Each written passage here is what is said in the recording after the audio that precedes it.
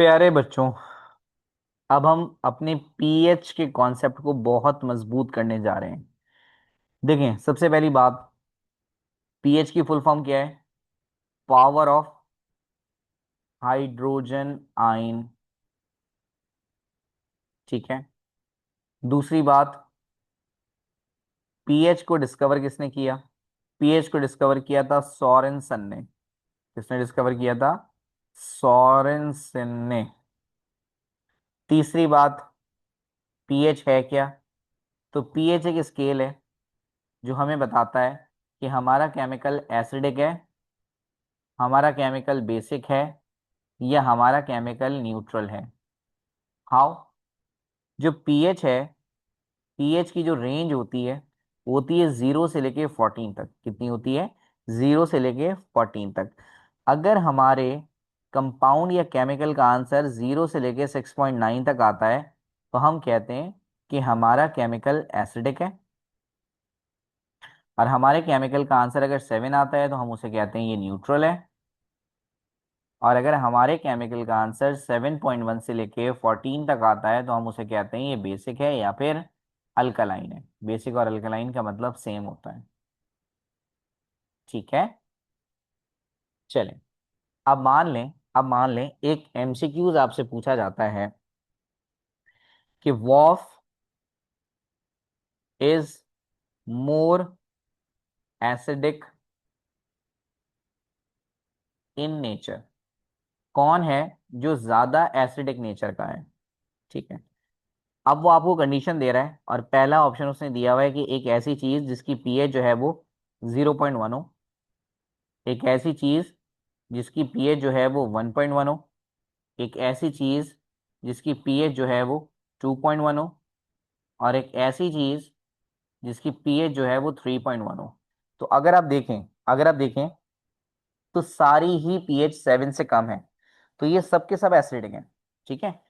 सबके सब एसिडिक हैं। All are acidic in nature. पहली बात क्या हो गई? All are acidic in nature. अच्छा, अब रही बात इसमें से ज्यादा एसिडिक कौन है, तो आपने ये याद रखना है बेटा, जिसकी पीएच कम होगी वो ज्यादा एसिडिक होगा। क्या? जिसकी पीएच कम होगी वो ज्यादा एसिडिक होगा।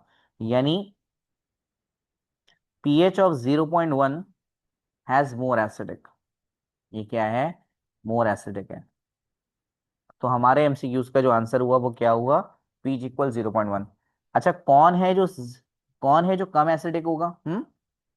तो जिसकी पीएच जितनी ज्यादा होगी वो उतना ही कम एसिडिक होगा। जैसे 3.1 हैज लेस एसिडिक। ठीक है। तो हैज की जगह वैसे आप इज भी लिख सकते हैं आसान करके। आप चाहें तो इसकी जगह इज लिख दें, is more acidic, is less acidic. अच्छा, तो यहां तक आने के बाद हमने एक बात देखी। वो क्या थी? कि एसिडिक स्ट्रेंथ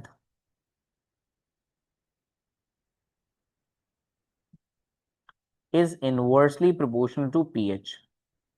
यानी कि अगर पीएच ज्यादा होगी तो एसिडिक स्ट्रेंथ क्या होगी? कम। और अगर पीएच कम है तो एसिडिक स्ट्रेंथ क्या होगी? एसिडिक स्ट्रेंथ होगी ज्यादा। सिमिलरली सिमिलरली अगर हम बेस की बात करते हैं और वो आपसे कहता है कि वॉफ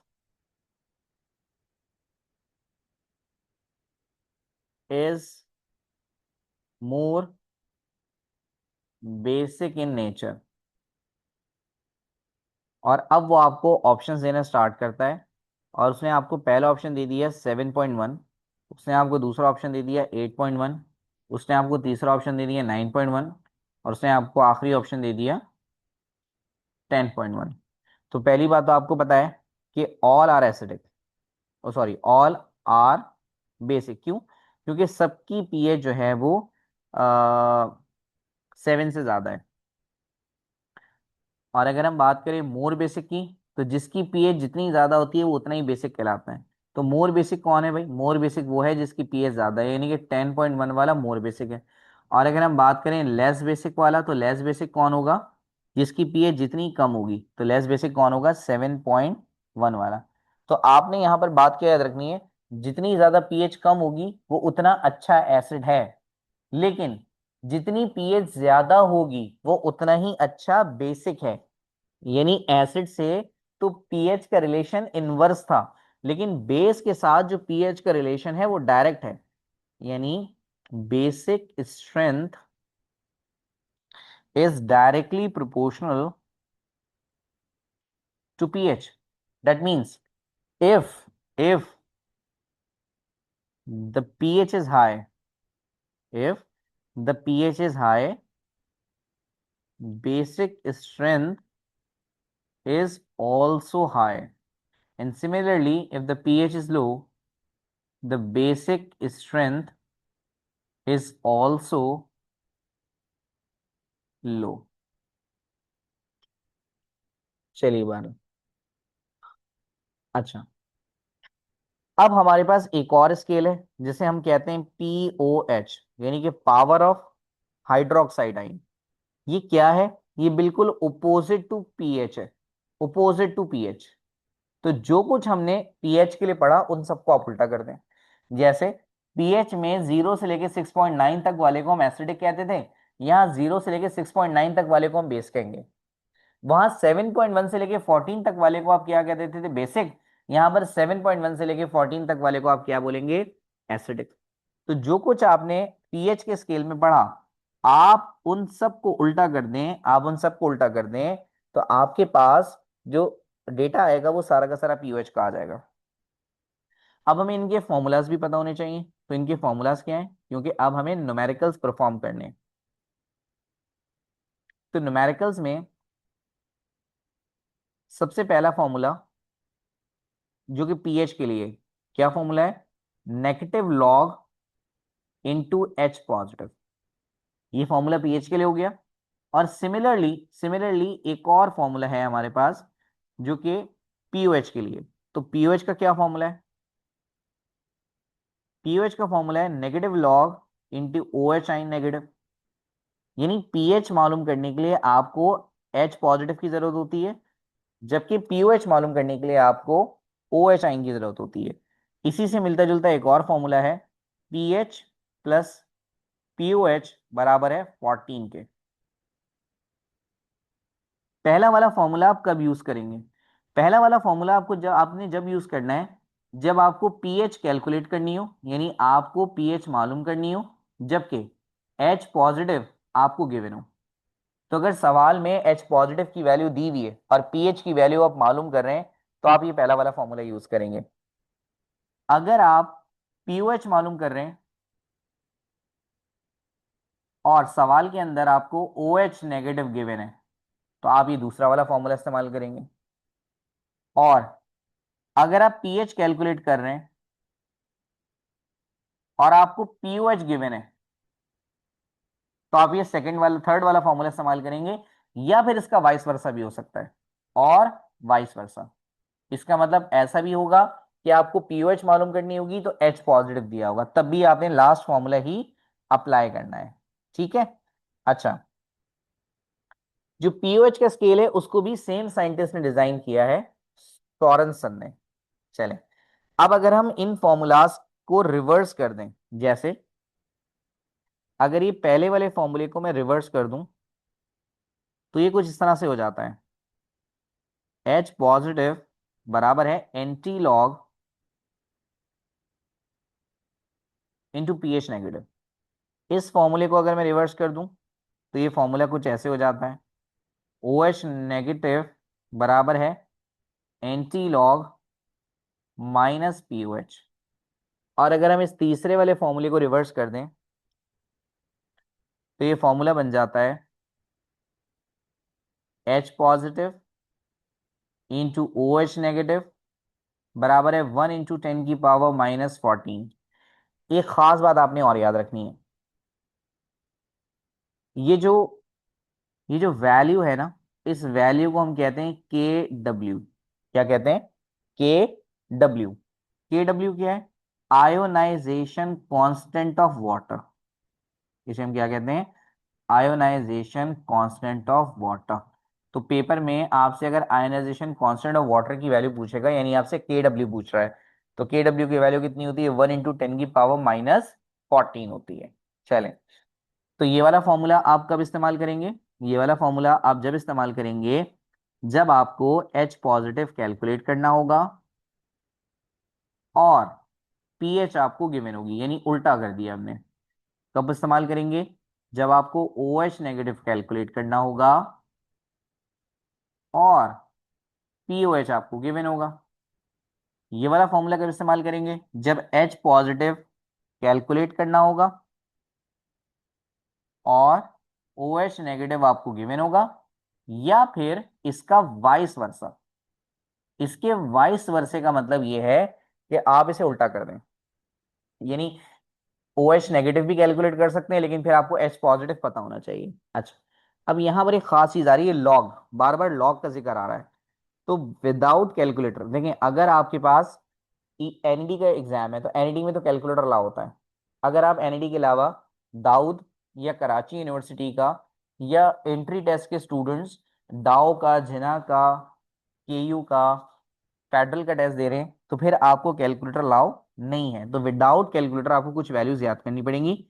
लॉग 0 बराबर होता है 0 के, लॉग 1 बराबर होता है 0 के, क्योंकि लॉग का मतलब होता है 10 की वैल्यू। ठीक है, तो लॉग 10 बराबर होता है 1 के, लॉग 100, 1 के बाद जितनी जीरोज है ना वो वैल्यू बनेंगे, तो 1 के बाद 2 जीरोज हैं, तो ये 2 के बराबर होगा।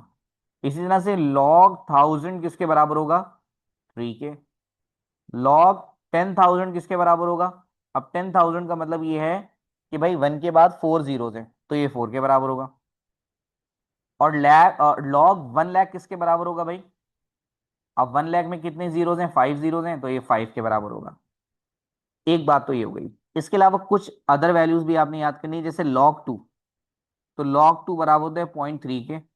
अब थोड़ा थोड़ा नंबर बढ़ाते रहे, log 3 बराबर होगा 0.45 के, log 4 बराबर होगा 0.6 के, log 5 बराबर होगा 0.7 के। बस, इससे ज्यादा ना तो आपको याद होगा और ना ही आप याद कर सकते हैं। अब अगर हम एक छोटा सा न्यूमेरिकल करने की कोशिश करें, हम क्या करें, एक छोटा सा न्यूमेरिकल करने की कोशिश करें, और वो न्यूमेरिकल क्या है? वो न्यूमेरिकल आपसे कहता है, numerical number 1, find the find the pH of a solution of 0.01 capital M HCl। इस न्यूमेरिकल को अगर आप गौर से देखें तो लिखा हुआ है फाइंड द पीएच, यानी इस न्यूमेरिकल में आपको पीएच फाइंड करनी है, जबकि HCl की वैल्यू गिवन है। और ज़ाहिर है HCl से आपको क्या मिल जाएगा? H positive. तो H पॉजिटिव की जो वैल्यू है वो कितनी है? 0.01। कितनी है? 0.01। आप फौरन से इस वैल्यू को एक्सपोनेंट में ले आइएगा, 1 2, तो डेट इज 1 × 10⁻⁻2 कैपिटल M। अब आपको H पॉजिटिव पता है और आपने पीएच कैलकुलेट करना है, तो आप क्या करेंगे? आप पीएच का फॉर्मूला लगाएं। पीएच का फॉर्मूला क्या होता है?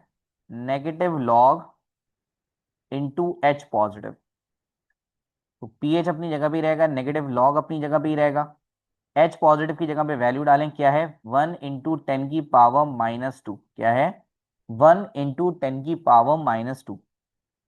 चलें जी, अब आप क्या करेंगे? ये माइनस को अपनी जगह पे छोड़ दें, लॉग को 1 से भी सॉल्व कर दें, तो ये हो गया log 1। और लॉग की कैलकुलेशन में मल्टीप्लाई कन्वर्ट हो जाता है प्लस में, जबकि डिवाइड का जो साइन होता है वो कन्वर्ट हो जाता है माइनस में। याद रखिएगा, यानी कि अगर लिखा हुआ है log AB, तो साथ लिखा होने का मतलब मल्टीप्लाई हो रहे हैं, तो आप इसे ऐसे लिखेंगे log A plus log B। और अगर लिखा होता log A/B, यानी A और B आपस में डिवाइड हो रहे हैं, तो आप इसको इस तरह लिखते हैं log A minus log B। ठीक है भाई, तो log को 1 से सॉल्व कर दिया, मल्टीप्लाई की जगह पॉजिटिव आ जाता है, डिवाइड की जगह नेगेटिव आता है। log में याद रखिएगा ये बात। फिर log 10⁻⁻2। अब आपको थोड़ी देर पहले बताया था log 1 किसके बराबर होता है भाई? log 1 बराबर होता है 0 के। देखें, log 1 किसके बराबर होता है? 0 के। तो log 1 की जगह 0 लिख दीजिए। अच्छा, अब आप पावर को कैसे सॉल्व करेंगे? पावर को कैसे सॉल्व करेंगे? आप सिंपल क्या करेंगे, लॉग से 10 कैंसिल कर दीजिएगा। लॉग से क्या कैंसिल कर देंगे, 10 कैंसिल कर देंगे। तो क्या बचेगा, -2 बचेगा। अब अगर आप इसे मजीद सॉल्व करेंगे तो 0 - 2 इज -2। और अब इसे सॉल्व करेंगे तो माइनस और माइनस एक हो जाएगा पॉजिटिव। तो भाई इस सॉल्यूशन की इस वक्त जो पीएच निकल के आ रही है वो कितनी आ रही है, 2 आ रही है। प्यारे बच्चों, अब इसी से रिलेटेड हमारे पास क्वेश्चन नंबर 2 है। क्वेश्चन नंबर 2 में वो आपसे कह रहा है, फाइंड द पीएच ऑफ 0.004 मोल पर DM³ ऑफ HCl। मोल पर DM³ ऑफ HCl, ठीक है। और वो आपको ऑप्शंस दे रहा है, 1.4, 2.4, 3.4 एंड 4.4। चलें, हम जल्दी से इसका सॉल्यूशन करने की कोशिश करते हैं। अ, देखें, आपने पीएच मालूम करनी है, और पीएच के साथ साथ आपको जो वैल्यू गिवन है वो किसकी है, HCl की। यानी कंडीशन क्या है हमारे पास, हमारे पास कंडीशन ये है कि हमें पीएच फाइंड करनी है, और जबकि H पॉजिटिव की कंसंट्रेशन हमें गिवन है, क्योंकि HCl से आपको H पॉजिटिव ही मिलेगा।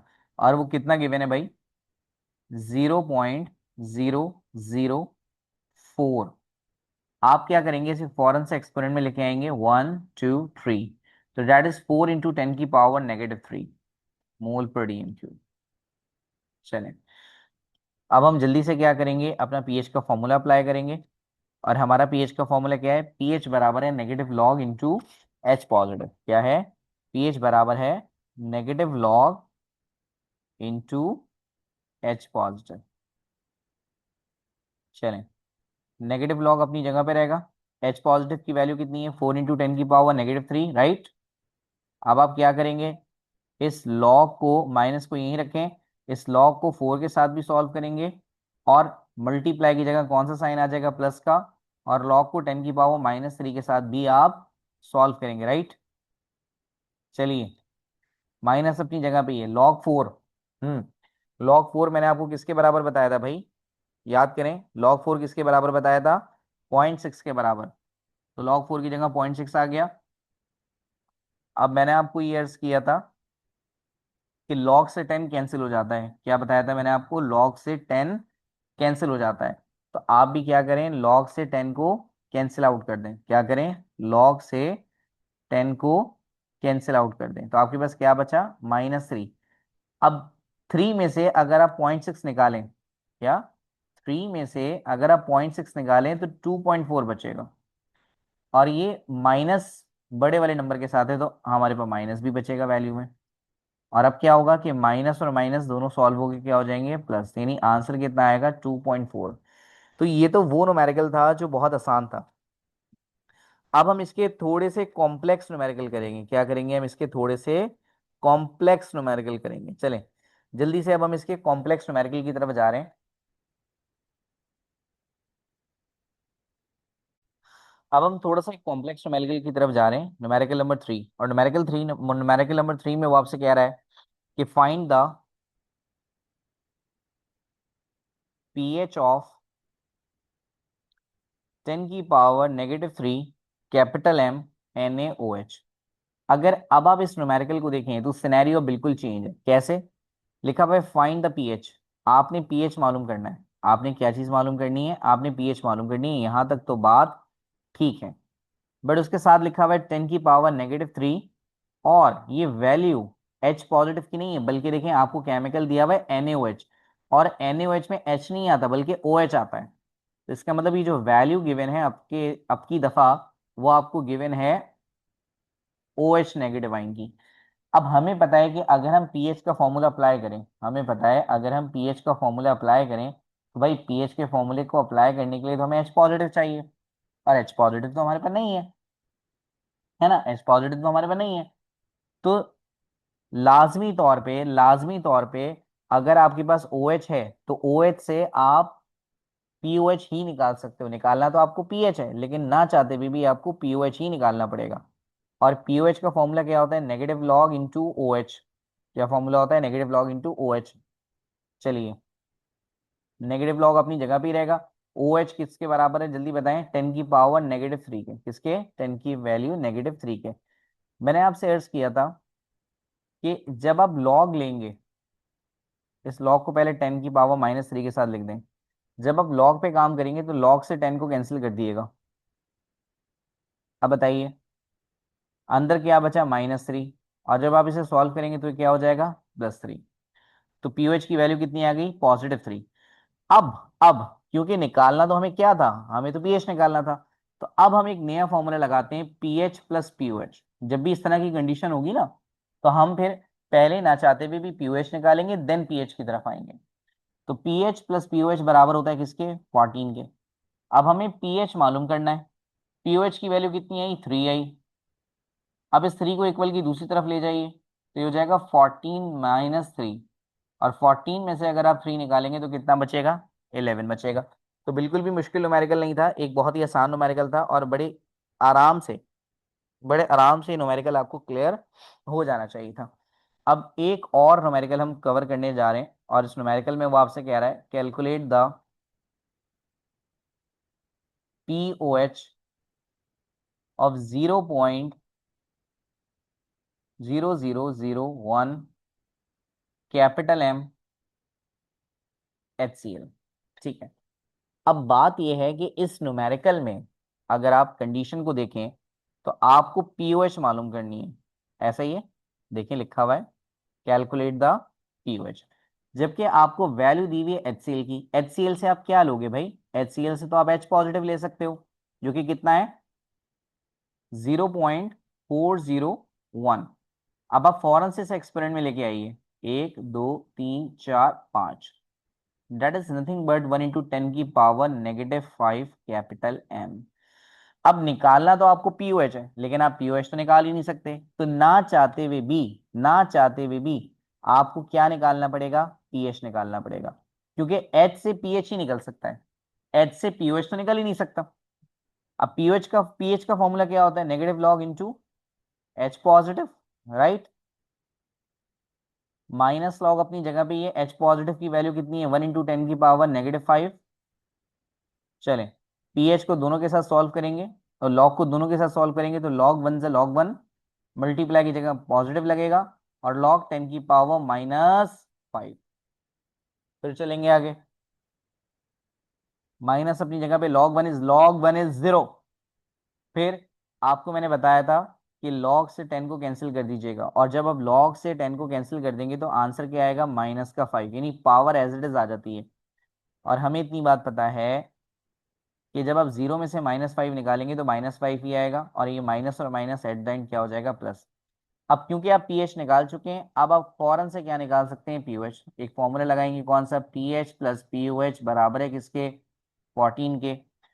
तो भाई आपने क्या निकालना है? देखो जरा, आपने तो पीओएच निकालना है, ये वैल्यू निकालनी है। पीएच कितनी आई हमारे पास? पीएच तो 3 आई है। पीओएच हमें निकालनी है, बराबर है किसके? 14 के। अब इस सॉरी, पीएच 5 आई है। अब इस 5 को उधर ले जाइए, तो 14 - 5, तो पीओएच का जो आंसर है वो कितना आया? 9 आया।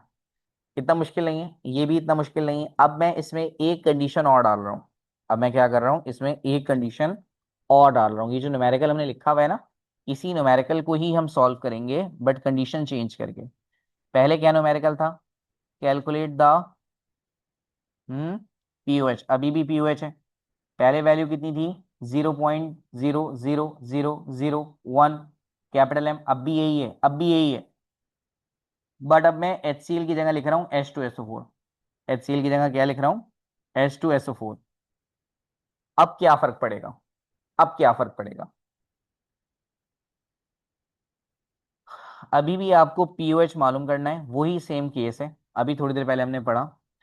और अभी भी आपके पास H पॉजिटिव है, क्योंकि H2SO4 में से हमें H मिलेगा। एसिड है ना ये, H2SO4 एसिड है, इसलिए हमें H मिलेगा। और H की वैल्यू कितनी है? 0.00001 कैपिटल है। फौरन से इसे एक्सपोनेंट में लेके आइए। 1 2 3 4 5, अभी ऊपर भी हमने यही काम किया है, इसलिए भी मैं थोड़ा जल्दी ये काम कर रहा हूँ। लेकिन मसला ये है बेटा, मेरे लाल, मेरे बच्चे, मेरे मुन्ने, कि HCl में तो एक ही H पॉजिटिव था। HCl में तो एक ही H था। लेकिन अगर आप सल्फ्यूरिक एसिड को देखें गौर से, तो मुन्ने सल्फ्यूरिक एसिड में क्या एक ही H पॉजिटिव है? नहीं, सल्फ्यूरिक एसिड में तो दो दो एच हैं। कितने एच हैं? दो दो एच हैं। इसलिए एट लास्ट आप अपनी वैल्यू को 2 से मल्टीप्लाई भी करेंगे। आप क्या करेंगे? अपनी वैल्यू को 2 से मल्टीप्लाई भी करेंगे। तो जो आपका आंसर आया 1, ये वैल्यू मल्टीप्लाई होगी 2 से भी। तो आपका जो आंसर था वो कितना हो जाएगा? 2 × 10⁻⁻⁵ कितना हो जाएगा? 2 × 10⁻⁻5। ठीक है, चलें। अब हम, वही बात है, हमें मालूम तो पीओएच करना है, लेकिन हम डायरेक्ट पीओएच को मालूम नहीं कर सकते। हमें तो क्या मालूम करना पड़ेगा? लाजमी तौर पे पीएच मालूम करना पड़ेगा। क्यों? एच पॉजिटिव से तुम पीएच ही निकाल सकते हो, एच पॉजिटिव से तुम पीओएच निकाल ही नहीं सकते। ऐसा ही है। चलें, तो ना चाहते हुए भी हमें पीएच निकालनी पड़ेगी। आसान न्यूमेरिकल है, इतनी मुश्किल नहीं है। एच पॉजिटिव कितना दिया हुआ है भाई? 2 × 10⁻⁻5। अब हम इसको दोनों के साथ लिखेंगे। ये लॉग पहले 2 के साथ अप्लाई होगा, फिर ये लॉग 10⁻⁻5 के साथ अप्लाई होगा, है ना? चलें, आपको इतनी बात पता है कि log 2 किसके बराबर होता है? अभी थोड़ी देर पहले मैंने ऊपर बताया था कि नहीं बताया था? तो log 2 किसके बराबर होता है भाई? 0.3 के बराबर होता है। गुड। और log से 10 कैंसिल कर दें तो -5 उतर जाएगा नीचे। अब माइनस के 5 में से आप 3 निकाल रहे हैं, 0.3 निकाल रहे हैं, तो बचेगा 0.7। साइन बड़े वाले की आती है। और ये माइनस और माइनस एट द एंड क्या हो जाएंगे? प्लस हो जाएंगे। अब क्योंकि आपने पीएच निकाल ली, अब क्योंकि आपने पीएच निकाल ली, अब आप क्या करेंगे? अब आप इससे पीओएच निकालेंगे। क्या निकालेंगे? पीओएच निकालेंगे। कैसे निकलेगा भाई? पीएच प्लस पीओएच बराबर होता है किसके? 14 के। भाई पीएच कितनी आई? पीएच 0.4 आई, तो पीएच की जगह सॉरी 4.7 आई। पीओएच हमें मालूम करना है, पीओएच को ऐसे ही छोड़ दें, बराबर है किसके? 14 के। तो अब हम क्या करेंगे? इस 4.7 को इक्वल की दूसरी तरफ ले जाएंगे। अब बताइए, 14 में से 14 में से अगर आप 4.7 निकालेंगे, तो पहले तो 14 में से 4 निकाल दें, कितने रह गए? 10 रह गए। अब 10 में से 0.7 निकाल दें तो 10 और कम हो जाएगा, और ये बच जाएगा 9.3। तो हमारा आंसर कितना हो गया भाई? 9.3। कितना हो गया हमारा आंसर? 9.3। अब हम क्या करने जा रहे हैं? इसी से मिलता जुलता एक केमिकल, एक न्यूमेरिकल और करेंगे। क्या करेंगे? एक न्यूमेरिकल और करेंगे। चलिए, अब जो न्यूमेरिकल है वो हमसे कह रहा है कैलकुलेट द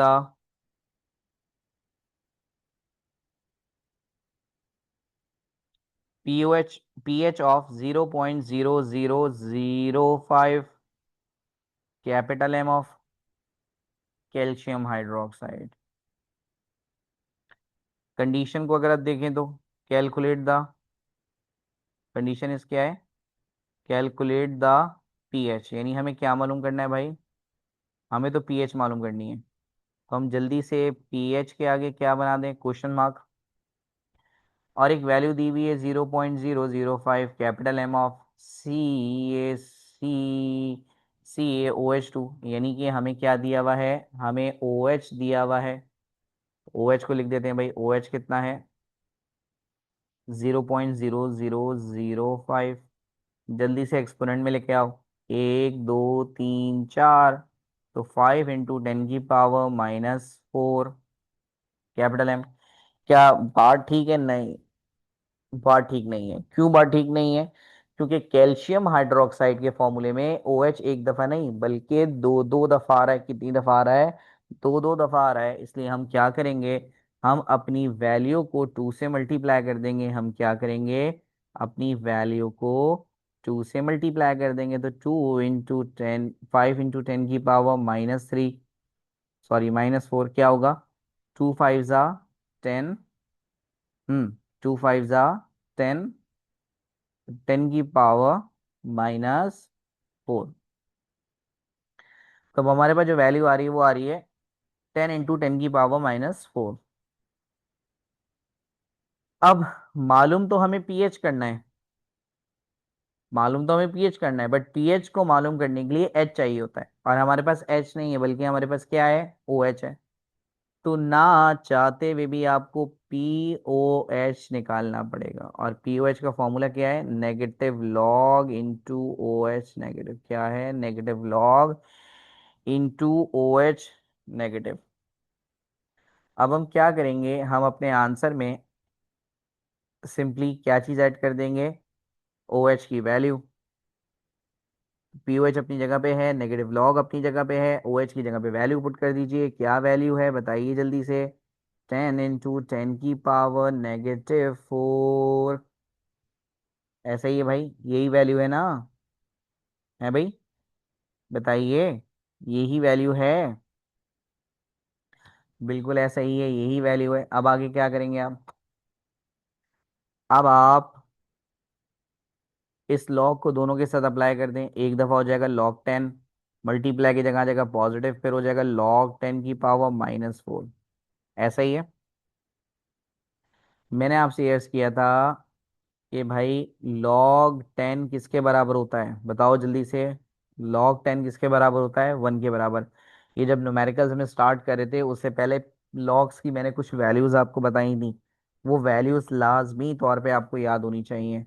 log से 10 कैंसिल कर दें, आंसर आपके पास आया -4। अगर आप इसे और से सॉल्व करिए तो ये क्या हो गया, 4 में से 1 गया तो कितना बचा, 3 बचा। साइन किसकी आएगी, बड़े वाले की, यानी कि माइनस। और अगर आप M D CAT E CAT entry test पढ़ रहे हैं तो ये थोड़ा बहुत प्लस माइनस तो आपको आना चाहिए, वरना समझ जाए आपको कुछ नहीं हो सकता। डॉक्टर्स ने आपको क्या दे दिया, जवाब दे दिया। तो आंसर क्या आएगा, +3, क्योंकि माइनस और माइनस क्या होता है, प्लस होता है। अब हमें क्या मालूम करना है भाई, पीएच मालूम करना है। हमें पता है पीएच का फॉर्मूला क्या है, पीएच प्लस पीओएच बराबर है किसके, 14 के। तो पीएच अपनी जगह भी रहेगा, पीओएच कितना दिया हुआ है बताइए, 3 दिया हुआ है, बराबर है 14 के। तो इस 3 को अगर मैं इक्वल की दूसरी तरफ ले जाऊं तो ये माइनस का हो जाएगा, और पीएच की वैल्यू कितनी निकल के आई, 14 - 3 = 11। तो इस तरह से ये वाला न्यूमेरिकल भी हमारा क्या हो गया, कंप्लीट हो गया। प्यारे बच्चों, हमारा पीएच से रिलेटेड आखिरी और मोस्ट खतरनाक numerical, the most dangerous numerical, ये कोई आम न्यूमेरिकल नहीं है, बहुत खतरनाक न्यूमेरिकल है।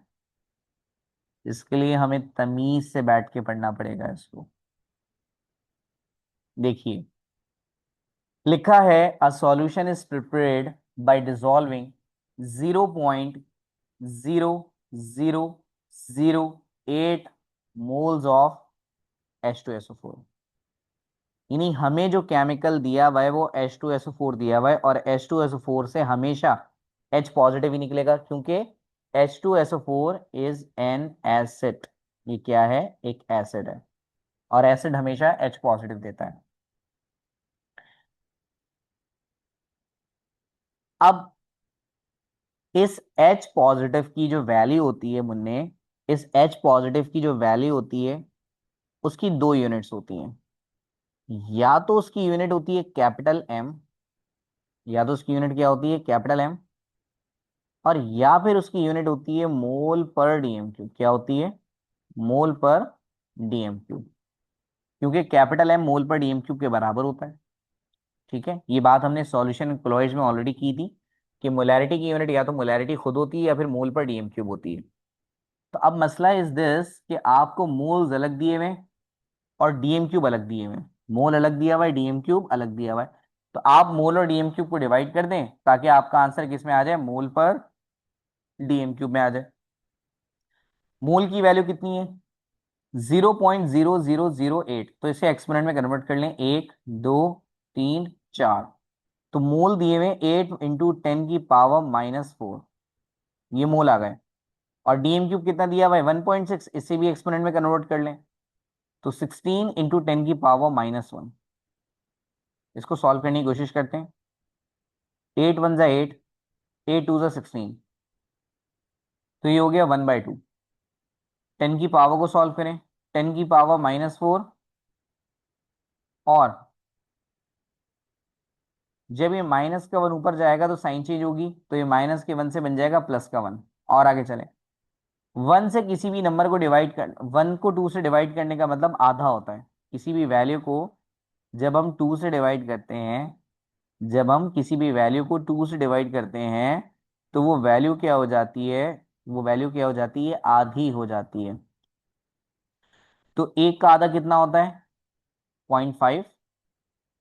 10 की पावर, 10 की पावर -4 + 1, तो ये बचेगा -3। अब आप क्या करें, इसे दोबारा एक्सपोनेंट में ले आए, यानी पॉइंट और आगे शिफ्ट होगा, तो ये हो जाएगा 5 × 10 की पावर -3, पहले से ही था, एक और आ जाएगा तो -4 हो जाएगा। अब इसकी यूनिट हो गई मोल पर डीएम क्यूब। आगे चलते हैं। वो आपसे कह रहा है फाइंड पीओएच, हमें क्या मालूम करना है, पीओएच। तो बस डेटा में थोड़ा सा काम नहीं आया था, बाकी तो हमारा न्यूमेरिकल उसी तरह का है जिस तरह से हमने न्यूमेरिकल्स किए हैं ऑलरेडी। अब हमें पता है कि भाई एच से तो कभी भी पीओएच नहीं निकलता। एच से अगर कोई चीज निकलती है तो वो पीएच ही होता है। तो क्या फॉर्मूला है पीएच का, -log × HI। चले, -log HI की वैल्यू कितनी है, 5 × 10⁻⁻4। ठीक है। अच्छा, आपने एक बात देखी, यहाँ पर H2SO4 दिया हुआ था, और H2SO4 के अंदर कितने, H2SO4 के अंदर कितने जो है वो हाइड्रोजन होते हैं, 2 हाइड्रोजन होते हैं। लेकिन अब आप इसे 2 से मल्टीप्लाई नहीं करेंगे। अगर आप मोल और डीएम क्यूब को सॉल्व कर कर वैल्यू निकालेंगे, तो फिर आपने किसी H पॉजिटिव की वैल्यू से मल्टीप्लाई नहीं करना। ये काम आप जब करते हैं जब आपको डायरेक्ट वैल्यू दी हुई होती है। ठीक है, जब वैल्यू आप खुद फाइंड करते हैं तो ये काम आप नहीं करते। चलें, लॉग को मल्टीप्लाई दें, log 5, मल्टीप्लाई की जगह क्या आता है, प्लस, log 10⁻⁻4। log -5 किसके बराबर होता है भाई, log -5 बराबर होता है 0.7 के। और सिंपली log 10 से कैंसिल, और क्या आंसर आएगा हमारे पास, -4। अब आपने क्या करना है, -4 में से 0.3 निकाल दें, तो जब आप 4 में से 0.7 निकालेंगे तो ये बचेगा 3.3। और साइन किसकी आएगी, माइनस की आएगी, और क्योंकि बड़ा नंबर माइनस का है, और फिर माइनस और माइनस प्लस हो जाएगा, तो आंसर आ जाएगा 3.3। कितना आ जाएगा, 3.3। अब क्योंकि आप पीएच को फाइंड कर चुके हैं, अब आप पीओएच को फाइंड कर सकते हैं। तो पीएच प्लस पीओएच बराबर किसके होता है, 14 के। तो पीएच कितना आ रहा है, 3.3। पीओएच हम फाइंड करेंगे, बराबर है 14 के। पीओएच यहीं रहेगा, ये जो 3.3 है ये इक्वल की दूसरी तरफ जाएगा, तो माइनस में आ जाएगा। और अब आपने क्या करना है, आपने 14 में से, आपने क्या करना है, आपने 14 में से किसको माइनस करना है, जल्दी बताइए। आपने 14 में से माइनस करना है 3.3 को। तो जब आप 14 में से 3.3 माइनस करेंगे, देखें, अगर आप 14 में से 3 को माइनस करेंगे तो 11 बचेंगे। ठीक है, और 0.3 और माइनस कर दें, तो 11 में से 0.3 निकालेंगे तो 10.7 बचेगा। कितना बचेगा, 10.7। इस न्यूमेरिकल के साथ साथ हमारे इस चैप्टर के न्यूमेरिकल्स खत्म हो गए। अब हमारे पास इस चैप्टर से एक टॉपिक बचा है, that is theories of acid and base. और ये थ्योरीज जो है वो 3 तरह की होती हैं, Arrhenius theory, Bronsted and Lowry theory, और लेविस थ्योरी। इन 3 थ्योरीज के बाद ये चैप्टर 100% तरीके से क्लोज हो जाएगा। प्यारे बच्चों, theories of acid and base, last topic. और सबसे पहली थ्योरी जो हमारे पास मौजूद है वो है Arrhenius theory of acids and basis. अब आर्हेनियस ने क्या कहा, आर्यनस ने कहा कोई भी ऐसा केमिकल जो पानी में डिजोल्व होने के बाद H पॉजिटिव दे। क्या? कोई भी ऐसा केमिकल जो पानी में डिजोल्व होने के बाद H पॉजिटिव दे, हम उसे क्या कहेंगे? एसिड। और कोई भी ऐसा केमिकल जो पानी में डिजोल्व होने के बाद OH नेगेटिव दे, उसे हम क्या कहेंगे? आर्यनस बेस। चलें, जल्दी से हम इसके दोनों पोस्टुलेट्स को डिस्कस करते हैं।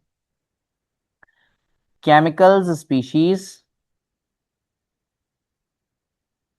that donate H positive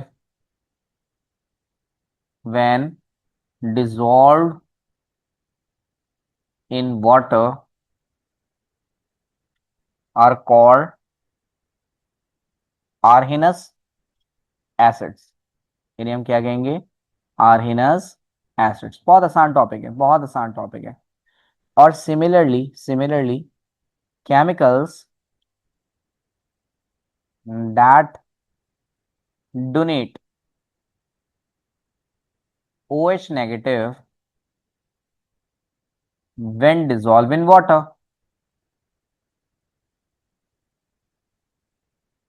when dissolved in water are called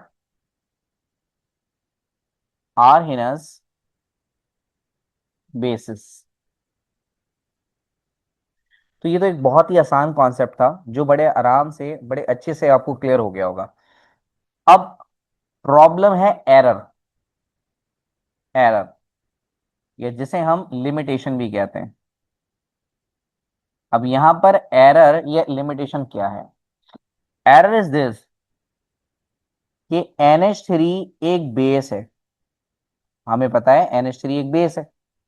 हमने उसे लिटमस पेपर से या किसी भी इंडिकेटर से चेक कर लिया। तो NH3 यानी अमोनिया एक बेस है। और आर्हिनस के मुताबिक, आर्हिनस के मुताबिक अगर कोई चीज बेस हो तो वो क्या डोनेट करेगी? OH नेगेटिव डोनेट करेगी, राइट। आर्यनस ने कहा कि अगर कोई बेस हो तो वो अपने अंदर से क्या चीज डोनेट करती है? OH डोनेट करती है। तो बेस अमोनिया भी है, तो अमोनिया अपने अंदर से OH कैसे डोनेट करेगी, जबकि इसके अंदर तो OH है ही नहीं। तो यहां पर जाकर आर्यनस थ्योरी फेल होना स्टार्ट हो गई। यानी जब आर्यनस से क्वेश्चन हुआ कि बेसिस तो OH नेगेटिव रिलीज करती हैं, अमोनिया भी एक बेस है, तो अमोनिया OH नेगेटिव को कैसे रिलीज करेगी? तो जैसे ही ये पॉइंट आया तो आरएनएस थ्योरी हिल के रह गई। और फिर इसके बाद एक नई थ्योरी आ गई जिसे हम कहते हैं ब्रॉन्स्टेड एंड लॉरी थ्योरी। ठीक है। So how it donates OH negative. तो यहां पर एक नई थ्योरी आ गई और पहली थ्योरी हमारी कंप्लीट हो गई। अब नई थ्योरी है हमारे पास Bronsted and Lowry theory of acids and bases. ये थ्योरी थोड़ी सी एक्सटेंसिव है, इसमें थोड़ा सा टाइम लगेगा, बट इंशाल्लाह ताला इसको भी मैं जल्द से जल्द करने की कोशिश करता हूँ आपके लिए। बहरहाल खैर, अब ब्रॉन्स्टेड ने क्या देखा? ब्रॉन्स्टेड ने ये देखा कि पहली वाला, आरएनएस के दो पॉइंट्स थे कि एसिड्स वो होते हैं जिनके पास H पॉजिटिव होता है, और बेसिस वो होते हैं जिनके पास OH नेगेटिव होता है। लेकिन इसने देखा इसका दूसरा वाला पॉइंट गलत साबित हो रहा है। तो इसने क्या करा? पहले वाले पॉइंट को ऐसे ही चला दिया और दूसरे वाले पॉइंट को चेंज कर दिया। अब क्या चेंज किया देखिएगा जरा। इसने क्या कहा? इसने कहा chemicals that donate H positive, और उसने H पॉजिटिव को एक नया नाम दे दिया, प्रोटॉन का। इसने H पॉजिटिव को किसका नाम दिया? प्रोटॉन का। क्यों प्रोटॉन का नाम दिया और कैसे प्रोटॉन का नाम दिया? देखिए, हमें पता है हाइड्रोजन के अंदर एक इलेक्ट्रॉन होता है, एक प्रोटॉन होता है, और इसके अंदर कोई न्यूट्रॉन नहीं होता। इसी तरह से अगर हम बात करते हैं H पॉजिटिव की, तो किसी भी चीज पर अगर पॉजिटिव आ जाए तो पॉजिटिव आने का मतलब होता है उस चीज ने इलेक्ट्रॉन लॉस कर दिया। तो इसका मतलब एक इलेक्ट्रॉन था वो भी लॉस हो गया, तो कितने इलेक्ट्रॉन बचे? जीरो। एक प्रोटॉन है और कोई न्यूट्रॉन नहीं है। तो H पॉजिटिव में सिर्फ एक प्रोटॉन होता है, इसलिए H पॉजिटिव को हम प्रोटॉन भी कह सकते हैं। तो chemicals that donate proton are called Bronsted acids. उन्हें हम क्या कहते हैं? Bronsted acids. जबकि केमिकल्स, इसने OH वाली बात ही रिमूव कर दी और इसने OH की जगह भी H को ही इंट्रोड्यूस किया। उसने कहा कि अगर एसिड H पॉजिटिव डोनेट कर सकते हैं तो बेस तो इनके रिवर्स है, उल्टा है। तो अगर एसिड H पॉजिटिव डोनेट कर सकता है तो ये H पॉजिटिव एक्सेप्ट कर सकते हैं। तो chemicals that accept H positive यानी कि proton are called Bronsted basis.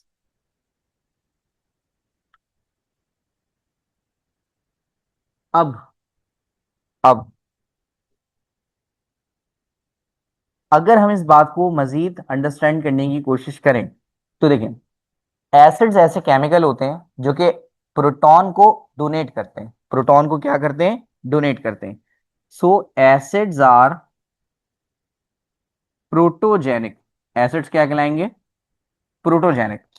Protogenic का मतलब प्रोटॉन देने वाले, प्रोटॉन बनाने वाले। जबकि while bases are protophilic. Protophilic का मतलब प्रोटॉन को पसंद करने वाले। ओ भाई, पसंद कर रहा है जब भी तो एक्सेप्ट करेगा, अगर पसंद ही नहीं करता तो एक्सेप्ट कैसे करता? ऐसा ही है। इसका मतलब अगर हम बात करते हैं एसिड बेस रिएक्शन की, इसकी एसिड बेस रिएक्शन यानी कि neutralization reaction, acid base reaction की, तो एसिड बेस रिएक्शन क्या होगा? एसिड बेस रिएक्शन एक ऐसा रिएक्शन होता है जिसमें ट्रांसफर ऑफ प्रोटॉन होगा। अब बताएं, प्रोटॉन कौन देता है? एसिड देता है। तो प्रोटॉन कहां से निकलेगा? एसिड से निकलेगा।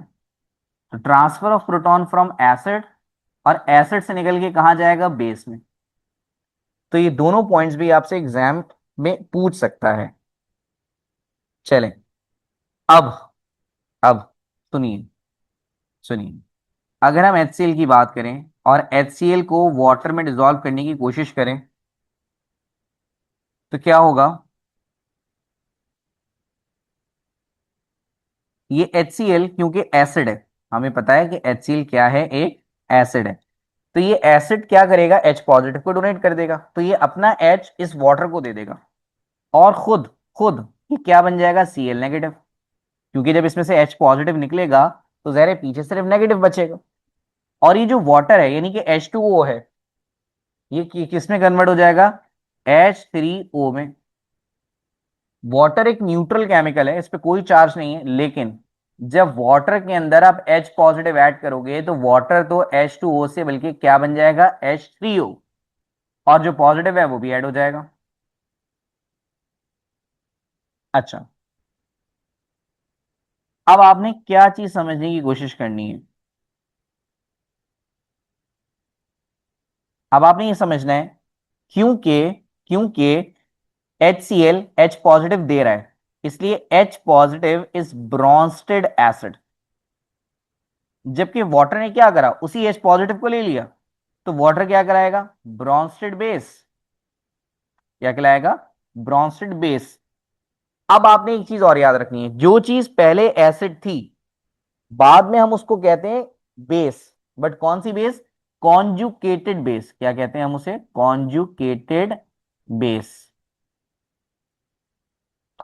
और जो चीज पहले बेस थी अब वो बाद में क्या कहलाएगी? एसिड। तो आप इसे कहेंगे कॉन्जुकेटेड एसिड। अच्छा, जो चीज पहले एसिड थी उसे अब एसिड क्यों नहीं कह रहे? भाई, जो चीज पहले एसिड थी अब हम उसे एसिड क्यों नहीं कह रहे? इस बात को समझिएगा। मैं ऐसे HCl को पहले ब्रॉन्स्टेड एसिड कहा करता था। क्यों कहा करता था? क्योंकि ये H पॉजिटिव को डोनेट कर सकता है, क्योंकि इसमें H पॉजिटिव है, इसमें H पॉजिटिव है। लेकिन क्या Cl नेगेटिव को मैं ब्रॉन्स्टेड एसिड कह सकता हूं? बताइए, क्या मैं ब्रॉन्स्टेड एसिड कह सकता हूं? नहीं कह सकता, क्योंकि ये H पॉजिटिव को डोनेट ही नहीं कर सकता भाई। इसके अंदर H पॉजिटिव है ही नहीं। अगर इसके अंदर H पॉजिटिव है ही नहीं तो ये डोनेट कैसे करेगा। लेकिन इस पर नेगेटिव चार्ज है। इस पर क्या मौजूद है, नेगेटिव चार्ज। ये फौरन से H पॉजिटिव को एक्सेप्ट जरूर कर सकता है। तो ये H पॉजिटिव को डोनेट नहीं, बल्कि H पॉजिटिव को एक्सेप्ट कर सकता है। इसलिए हम इसे कहते हैं कॉन्जुकेटेड बेस। ये शुरू से तो ऐसा नहीं था ना, अब हुआ है। ये अब H पॉजिटिव को एक्सेप्ट कर सकता है। तो आपने इतनी बात याद रखनी है, जो पहले ब्रॉन्स्टेड एसिड होता है, बाद में हम उसे ब्रॉन्स्टेड बेस नहीं, बल्कि हम उसे क्या कहते हैं, कॉन्जुगेट बेस। तो यानी एक टर्म चेंज हो जाएगी, बस ब्रॉन्स्टेड की जगह आप कॉन्जुगेट का वर्ड लगा दीजिएगा, और एसिड की जगह बेस का। तो जो चीज पहले एसिड थी वो बाद में बेस है, जो पहले बेस थी वो बाद में एसिड है। अब इसी तरह से हम अगला इफेक्ट चेक कर रहे हैं अमोनिया का। अगर हम अमोनिया को वाटर में डिसॉल्व करें, तो देखिए, हमें इतनी बात पता है कि अमोनिया एक बेस है, और बेस का काम है H पॉजिटिव को एक्सेप्ट करना। इसका मतलब वाटर में से H पॉजिटिव निकलेगा और अमोनिया में जाएगा। जब वाटर में से H पॉजिटिव निकलेगा और अमोनिया में जाएगा, तो ये NH3 एक H पॉजिटिव को लेने के बाद NH4 में कन्वर्ट हो जाएगी। और क्योंकि H पर पॉजिटिव चार्ज भी होता है, इस वजह से अमोनिया पर भी पॉजिटिव चार्ज आएगा। क्योंकि वाटर ने एक H पॉजिटिव लॉस कर दिया, इसलिए वाटर अब OH नेगेटिव। तो वाटर किसमें कन्वर्ट हो गया, वाटर सारे H पॉजिटिव को लॉस करने के बाद OH नेगेटिव में कन्वर्ट हो गया। अब क्योंकि NH3 H पॉजिटिव को एक्सेप्ट कर रहा है, क्योंकि ये एक्सेप्ट कर रहा है, इसलिए हम इसे कहेंगे ब्रॉन्स्टेड बेस। क्या कहेंगे, ब्रॉन्स्टेड बेस। और वाटर H पॉजिटिव को डोनेट कर रहा है, इस वजह से वाटर क्या कहलाएगा, ब्रॉन्स्टेड एसिड। वाटर क्या कहलाएगा, ब्रॉन्स्टेड एसिड। अच्छा, अब मैंने आपको बताया था कि जो चीज पहले ब्रॉन्स्टेड बेस होती है, बाद में हम उसे एसिड कहते हैं। तो NH3 ब्रॉन्स्टेड बेस थी। अब ये N वाला जो प्रोडक्ट है, इसे हम बोलेंगे कॉन्जुकेट एसिड। नाम चेंज हो जाता है ना, हम इसे क्या कह देते हैं, कॉन्जुकेटेड एसिड। और ये जो वाटर है, जो कि पहले ब्रॉन्स्टेड एसिड के तौर पे बिहेव कर रहा था, अब ये कॉन्जुकेट बेस कहलाएगा। तो यहां तक आने के बाद आपने एक बात और समझ ली, वो क्या है, water behaves as water behaves as Bronsted base as well as Bronsted acid. जब हमने इसको HCl से रिएक्शन कराया था, तो ये बेस के तौर पे बिहेव कर रहा था, और जब हमने इसे अमोनिया से रिएक्शन कराया, तो ये एसिड के तौर पे बिहेव कर रहा है। इसका मतलब वाटर तो कॉन्जुगेट एसिड के तौर पे भी बिहेव करता है, और कॉन्जुगेट बेस के तौर पे भी बिहेव करता है। ओ, तो इसका मतलब water is a neutral. Water क्योंकि दोनों तरह से बिहेव कर सकता है, इसलिए वाटर को हम क्या करें। अब मैं आपको कुछ क्वेश्चंस दे रहा हूँ, वो क्वेश्चंस आपने चेक करने हैं कि उनमें से कौन सा ब्रॉन्स्टेड एसिड है, कौन सा ब्रॉन्स्टेड बेस है, कौन सा कॉन्जुगेट एसिड है, और कौन सा कॉन्जुगेट बेस है, राइट।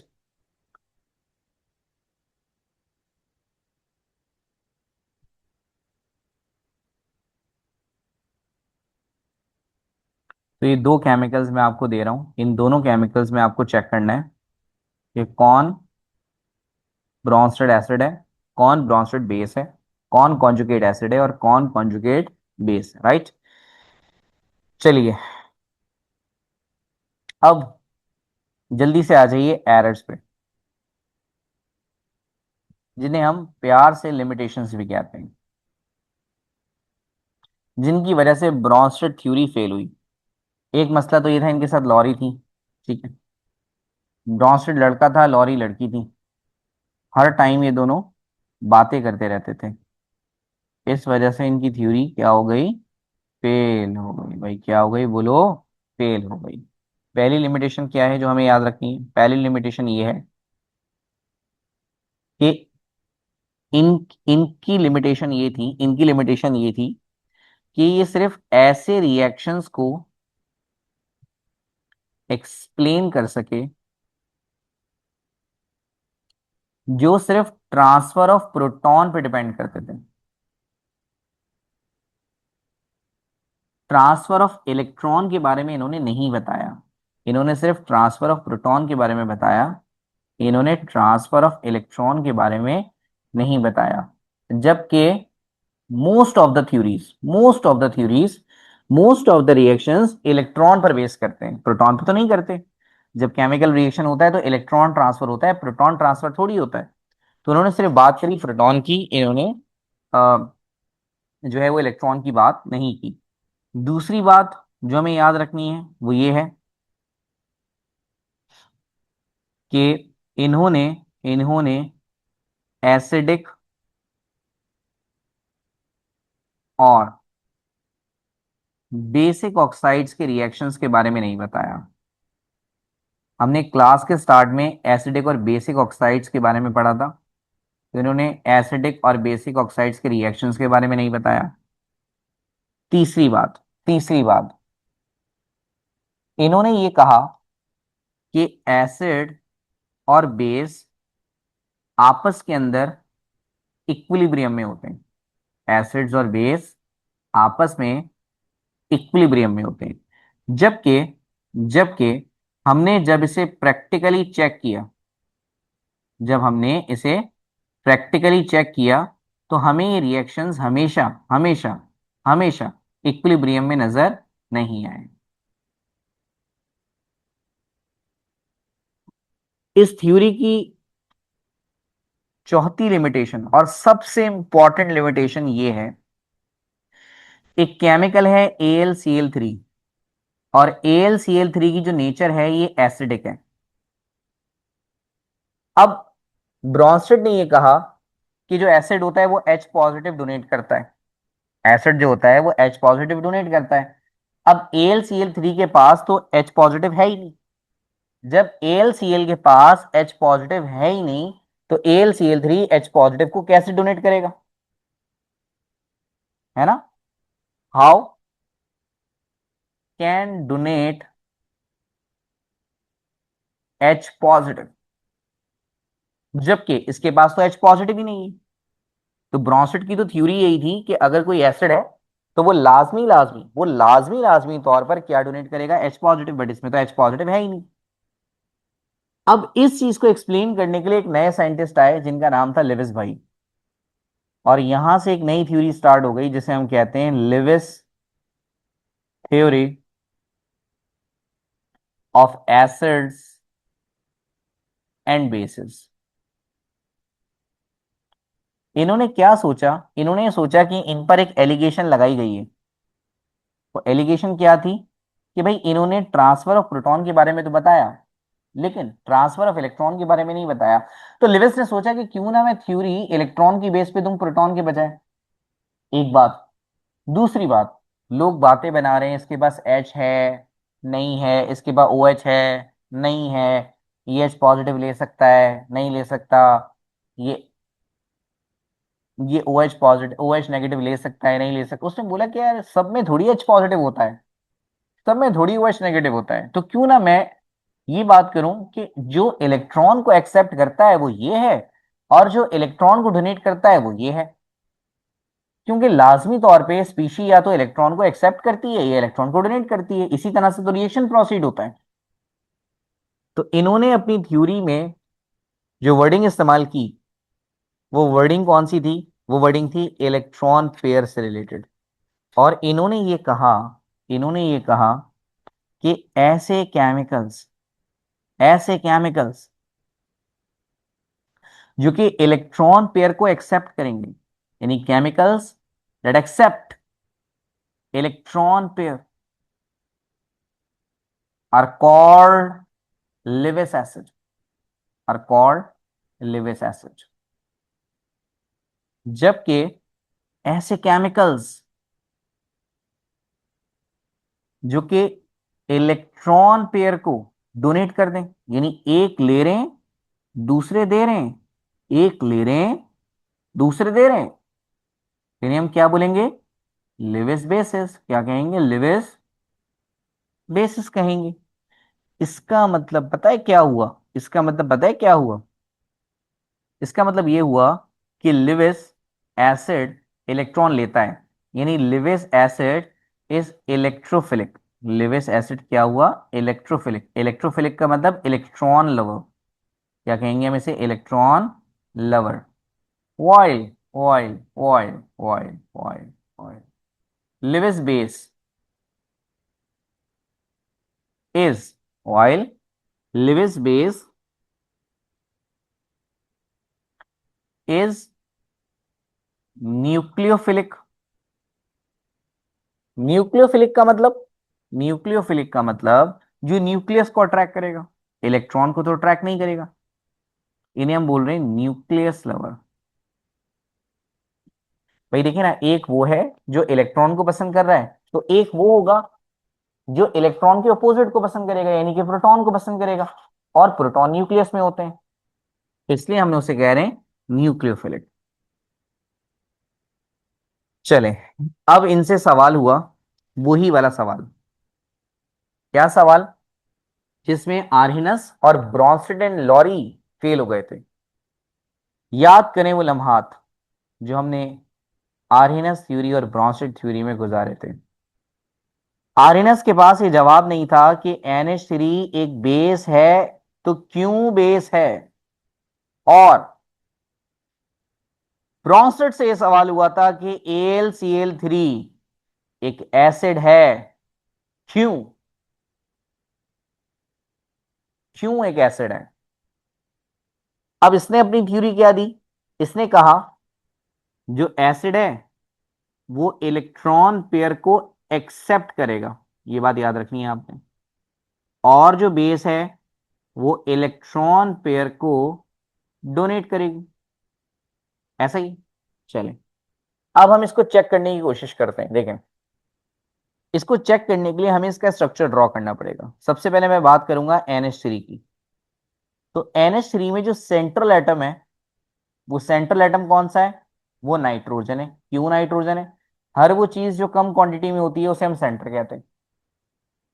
और इसमें जो कॉर्नर एटम्स हैं वो कौन है? वो हाइड्रोजन है। क्योंकि हर वो चीज जो ज्यादा क्वांटिटी में होती है उसे हम कॉर्नर कहते हैं। अगर मैं NH3 का स्ट्रक्चर बनाऊं, तो ये आ गया नाइट्रोजन। मुझे नाइट्रोजन कौन से ग्रुप का होता है पता है तुम्हें? नहीं, नाइट्रोजन होता है पांचवें ग्रुप का। कौन से ग्रुप का? पांचवें ग्रुप का। अगर नाइट्रोजन पांचवें ग्रुप का है, तो मान लीजिए इसके आखिरी शेल में कितने इलेक्ट्रॉन्स होंगे? पांच।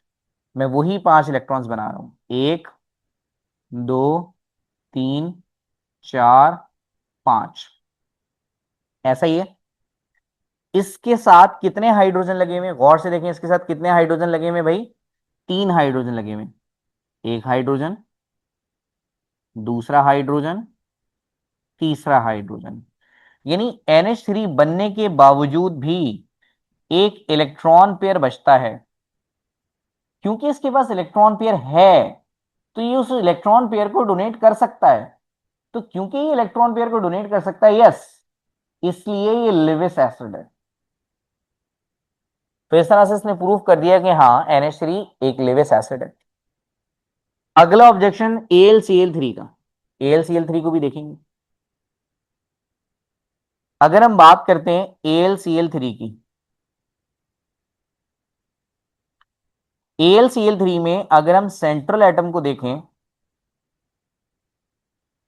तो सेंट्रल एटम कौन होगा? एल्यूमिनियम। क्यों?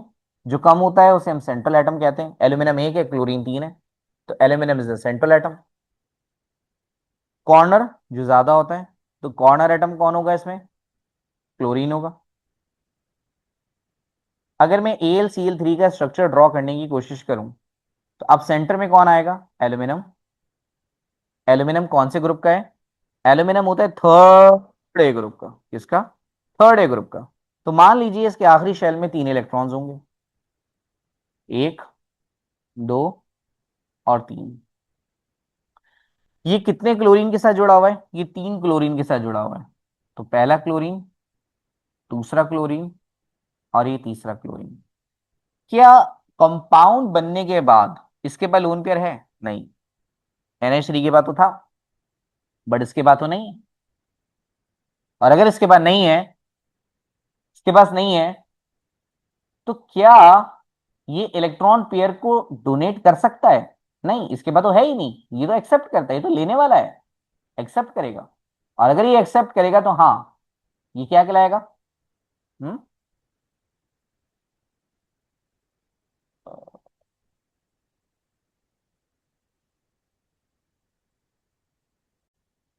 एक्सेप्ट करेगा, तो जो एक्सेप्ट करता है उसे हम क्या कहते हैं? एसिड। यहाँ हमने जो है ना मिस्टेकनली बेस लिख दिया, एसिड लिख दिया, यहाँ पर आप बेस कर लें, क्योंकि थोड़ी देर पहले हमने पढ़ा कि एसिड वो होता है जो एक्सेप्ट करता है। देखें, एसिड वो होता है जो एक्सेप्ट करता है, और बेस वो होती है जो डोनेट करती है। तो NH3 के पास तो लोन पेयर था, इसलिए वो डोनेट करेगा, तो वो लिविस बेस है। जबकि AlCl3 के पास इलेक्ट्रॉन पेयर नहीं है, तो जाहिर है वो दे तो नहीं सकता बल्कि ले सकता है, इस वजह से लिविस एसिड हुआ। तो NH3 एक लिविस बेस है, और एल्यूमिनियम क्लोराइड एक लिविस एसिड है। यहां पर हमारे पास तीनों थ्योरीज एंड हो गई। और अब इस थ्योरी से रिलेटेड एक छोटी सी बात, एक छोटी सी बात याद रखिएगा कि जब भी लिविस एसिड और लिविस बेस मिल जाएं, जब भी लिविस एसिड और लिविस बेस मिल जाएं, तो बनने वाले प्रोडक्ट को कहते हैं एडक्ट। क्या कहते हैं? एडक्ट। जैसे जैसे लिविस एसिड की एग्जांपल है AlCl3, क्या है? AlCl3। और लिविस बेस की एग्जांपल क्या है? लिविस बेस की एग्जांपल है NH3। तो जब भी AlCl3 और NH3 आपस में मिल जाएंगे, यानी कि AlCl3 NH3, आप इसे क्या कहोगे? एडक्ट। क्या कहोगे? एडक्ट कहोगे। अब कुछ चीजें अब कुछ चीजें ऐसी हैं, कुछ चीजें ऐसी हैं जो कि पीएच से रिलेटेड हैं, जिनकी पीएच आपको याद करनी है। अब बस मैं जल्दी जल्दी उनके नाम लिख रहा हूं, आप अपने पास नोट कर लें ताकि इस चैप्टर को हम क्लोज कर दें। सबसे पहले आपने यूरिन की पीएच याद रखनी है। कुछ चीजों की पीएच आपको याद होनी चाहिए। सबसे पहले आप यूरिन की पीएच याद करेंगे, यूरिन की पीएच होती है 6। ठीक है। इसी तरह से आपको ह्यूमन ब्लड की भी पीएच याद होनी चाहिए। इंसानी खून की जो पीएच होती है वो 7.35 से लेके 7.45 तक होती है। जैसे अगर आप राउंड ऑफ करके लिखना चाहें तो ये 7.4 भी लिखी जा सकती है। इसके बाद आपको मिल्क की पीएच भी याद होनी चाहिए, और मिल्क की पीएच कितनी होती है?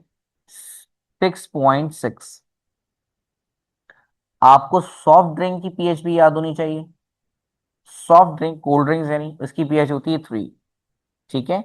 देन आपको प्योर वाटर की पीएच भी याद होनी चाहिए, ये तो आपको पहले से भी पता होगी। प्योर वाटर की पीएच 7 होती है। Milk of magnesia, milk of magnesia, ठीक है, मैग्नीशियम कार्बोनेट को कहते हैं, milk of magnesia, magnesium carbonate को कहते हैं। और इसकी जो पीएच होती है वो होती है 10.5। कितनी होती है? 10.5। इतनी मुश्किल नहीं है, आराम से आपको याद हो जाएगी। देन उसके बाद आपने याद करना है एग वाइट की पीएच। एग वाइट का मतलब अंडे की सफेदी। अंडे की सफेदी की जो पीएच होती है वो होती है 8.0 से लेके 8.1 तक। तो ये वो सारी पीएचेस हैं जो कॉमन है। पीएच तो इसके अलावा भी बहुत सारी है, बट ये सारी पीएच आपको लाजमी तौर पे याद होनी चाहिए। यहाँ पर हमारा चैप्टर कंप्लीट हो गया। इंशाल्लाह ताला अगले लेक्चर में हम अगले चैप्टर के साथ मिलेंगे। अल्लाह हाफिज।